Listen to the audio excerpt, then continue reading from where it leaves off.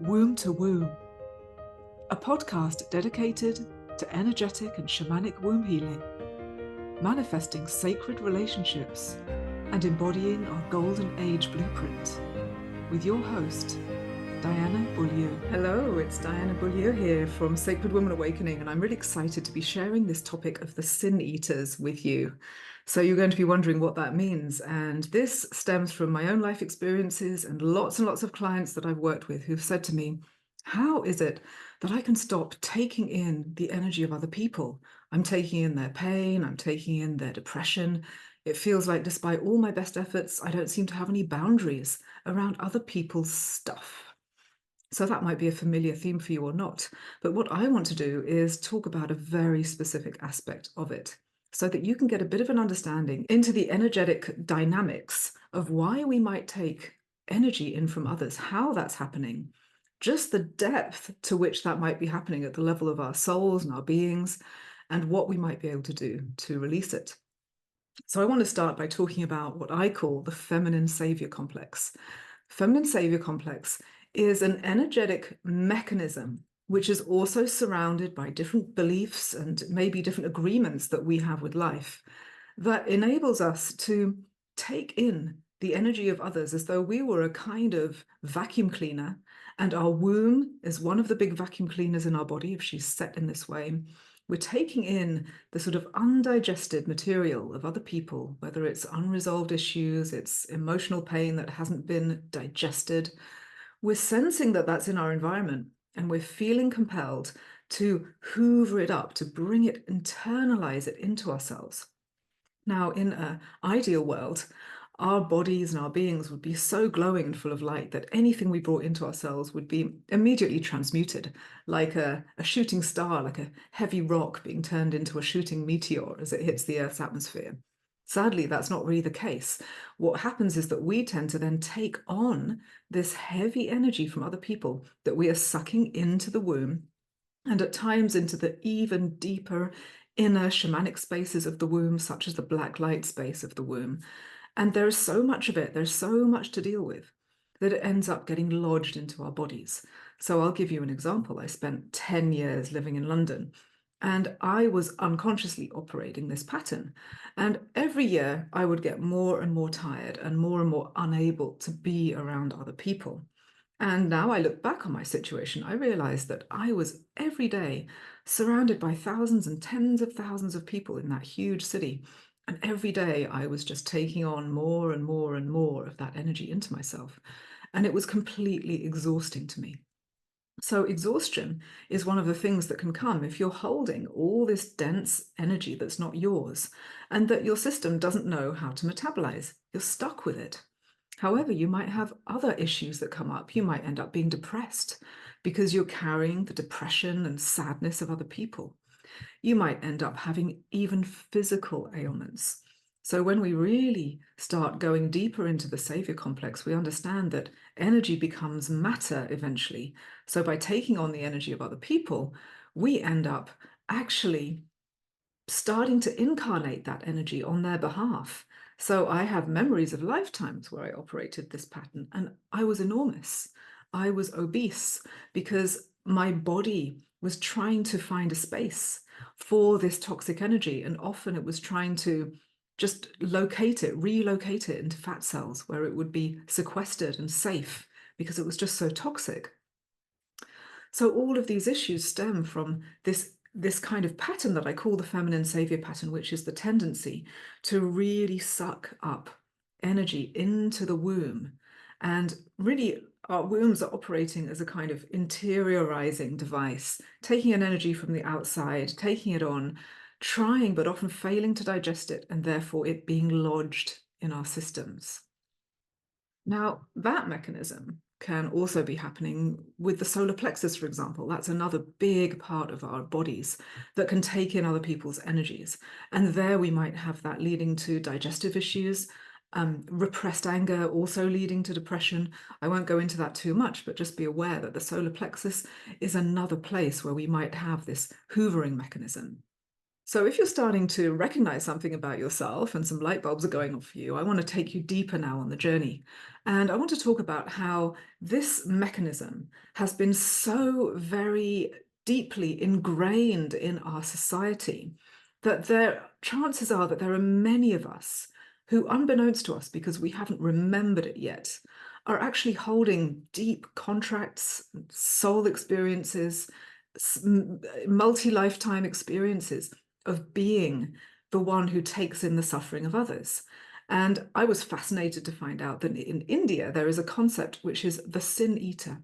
This isn't just a concept, but it's actually a role where people who were in particular castes of society would be paid to eat the sins of others. And that would sometimes be physicalized as a feast. They would eat it in the form of food. But what was really happening was that they were being paid to take on the undigested sins, suffering, and karma of another person who would pay them to do it. So if you've ever had a role like that in another lifetime or in this one, then it's become institutionalized in you. It's become a way in which you operate in the world. And I certainly have many memories where I felt this is how I have to operate. I'm compelled to operate in this way because this is how I help. This is my role. So completely identifying myself with that role, but really to the point of self-harm. Now, of course, we also have the biblical story of the scapegoat. So this is the story where a tribe or a village would heap up all of their sins symbolically onto a goat. And it would have to be a very strong goat. It would have to be the strongest, really. And they'd cast it out into the wilderness to die or fend for itself. And that way they'd symbolically offloaded their undigested problems and issues onto one being who would then carry it and take it on. So if you have scapegoat complex or if you have scapegoat contracts, that's also a reason why you might be finding it difficult to stop taking in the energy of other people. And now I want to go even deeper still, and I want to talk about some lifetime memories I have of ancient Sumeria or ancient Babylon.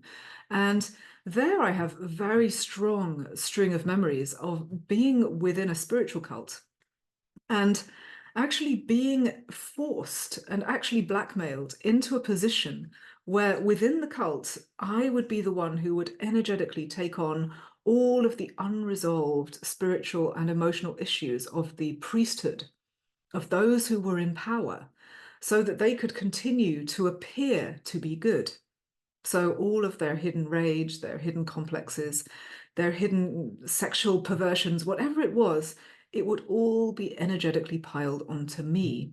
And I have memories of actually going mad in several lifetimes because I just couldn't deal with the amount of suffering that I was holding on behalf of everyone else. And this is a really deep complex, a powerful complex to deal with. And it's difficult to shift because you have to then dive deep into many lifetimes and find origin points, which may be thousands or tens of thousands of years ago, for all we know, and find the places where you have been put into this position or where you've somehow agreed to be in this position, where you are literally bound. You are bound in a space and you are literally the recipient of all of this energy. So, as you're probably starting to gather, being the feminine savior, the scapegoat, whatever we might want to call it, is actually a way of regulating a society that doesn't have a good self-regulating mechanism for each person. So in an ideal society, everyone would be taking responsibility for their stuff and they'd be internally metabolizing and transmuting and digesting their emotions, their feelings, their energetic issues. And here we have a role that's been cast in societies, and I've just given a couple of examples of those, where an individual takes on that role. And I find that role to be very common among medicine women, women who have a healing gift, women who have a strong soul desire to heal and help the world. It's as though many of us who have that role, who have that desire, have this multi-lifetime history of taking on this feminine savior role. And therefore, this pattern has become deeply ingrained within us. So we might be doing everything we can to have strong boundaries, to not want to have, difficult people in our lives, to deal with, emotional situations. And yet, time and time again, we find that we're taking on energy. This has certainly been my experience. This has been one of my most challenging patterns to actually overcome. And so I can't really go into detail about how we are going to fix this, because that's a process that's individual to every person. But what I will say is really look out for signs in your life that you've somehow taken on that role, even from an early age. Look out for signs in your life that you were very sensitive to the sufferings of others, maybe family members or in the wider society, and that you felt some sort of responsibility, even a guilt around other people's feelings, and that you perhaps took things on. Look out for signs that you tend to gravitate towards people who are in need, and that you perhaps tend to find a sense of internal validation from helping people in need or literally taking on their stuff. Because one of the big aspects of being in this kind of position is that, certainly I'll speak from my experiences in my lifetimes, is that being the one who takes on all the sins is a very wretched and lonely position to be in. It's not a good position to be in. And the sense of connection to love is very damaged, because you exist and your value is created, as far as others are concerned, through a role that is actually damaging you. And so there is a need perhaps for you to find parts of yourself that have established that their only value comes from playing this role, and that have a fear around not playing this role anymore because they fear that their inherent worth will no longer exist. And so I've certainly found parts of my subconscious, very deep ingrained parts, that felt very cut off from source, very cut off from the source of love, very cut off from the divine mother, the divine nourishment that we naturally is our birthright, and feeling that this role was the only key to their existence. Otherwise, they really deserve to be annihilated. So there's a huge amount of our own guilt, our own toxicity that comes with this pattern, and we also need to address it. And when we start digging deeper and getting more into our own patterns, we will find that we can start to reverse this mechanism that is literally hoovering things into us. And when we start reversing it out, we start to become more solar. We start to become like light bulbs. We can actually start shining our own light. It is very difficult to shine your own light when you are actually trying to metabolize the darkness of others. How could we possibly do that? And how can we possibly have an externalizing energetic field, which is, let's say, like a sun shining out into the world with our truth and with our love, when actually our real energetic motion, our primary energetic motion, is towards the inside, towards the core of ourselves, and taking in all the shadow on its way. So it becomes quite a choice. It becomes quite a stark choice, in fact. Am I going to be the savior? Am I going to be myself?